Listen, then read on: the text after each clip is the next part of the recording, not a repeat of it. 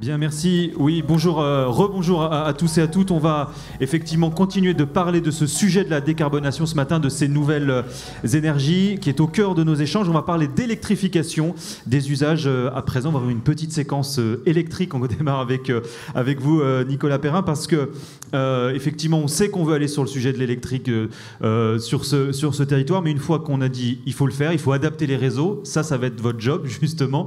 Nicolas Perrin, directeur régional Paris pour Enedis. On parle de vos enjeux dans un instant, mais peut-être d'abord un petit mot rapide pour introduire notre sujet. Quand on parle d'un grand Paris décarboné, électrifié, ça c'est un défi qui est immense pour vous. Comment vous réagissez quand vous regardez effectivement le chantier qui vous attend? Vous dites allez, chouette, c'est parti, ou vous avez quand même quelques palpitations? Bonjour Julien, bonjour Monsieur le Président, Monsieur le Directeur de la rédaction, Mesdames, Messieurs, bonjour à tous.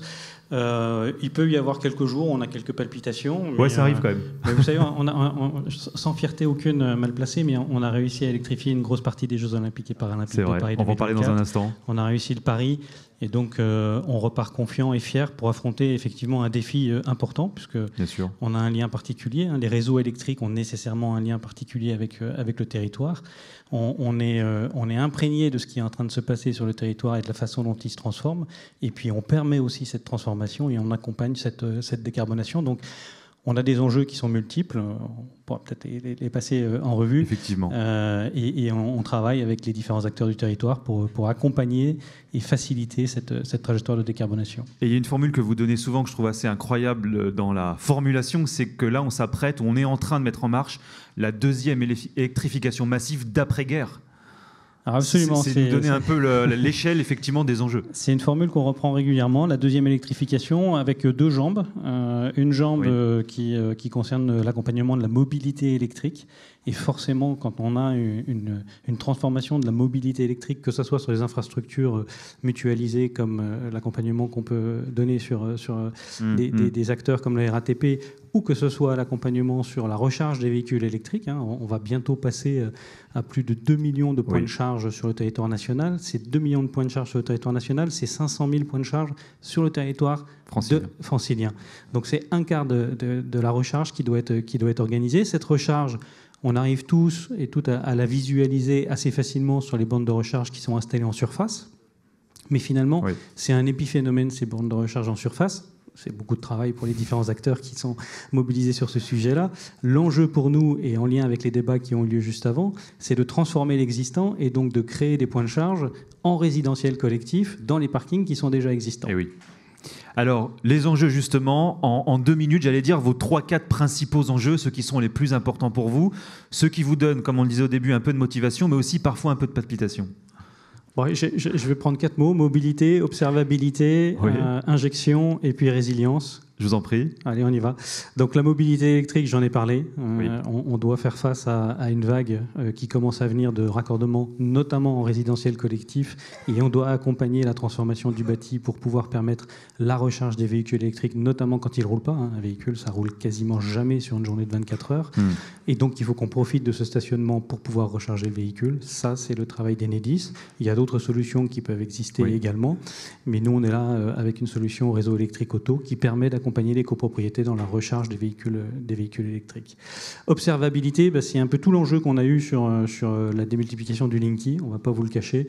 On a besoin de mieux connaître les flux électriques qu'on observe sur les territoires, qui deviennent des flux bidirectionnels, qui sont des flux de consommation, ceux que vous aviez jusqu'à présent aujourd'hui, des flux de recharge de votre véhicule, on vient d'en parler, et puis demain des flux d'injection également, et déjà aujourd'hui des flux d'injection de production décentralisée. Et ça, l'injection, c'est un sujet qui est majeur pour vous, arriver à lisser au maximum effectivement la consommation au cours d'une journée de 24 heures. Alors lisser, observer, on est toujours dans l'observation, on doit toujours mieux observer la transformation de la consommation. Ce qu'on modélise sur le territoire francilien, on a une consommation de grosso modo 55-56 TWh par an. On va avoir une augmentation jusqu'à 75 63, 65, selon les différents scénarios qui peuvent être proposés par les différentes personnes, on va avoir une transformation profonde de cette consommation.